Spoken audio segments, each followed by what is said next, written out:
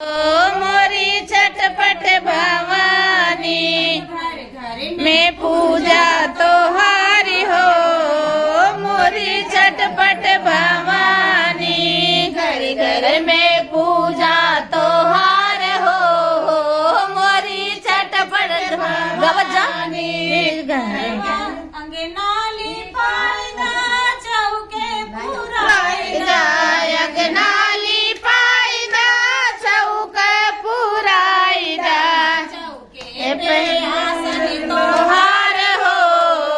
मोरी चटपट भवानी चौके पे आसन तोहार हो। मोरी चटपट भवानी घर घर में आसन 5 रात करत हो। मोरी चटपट भवानी घर घर में पूजा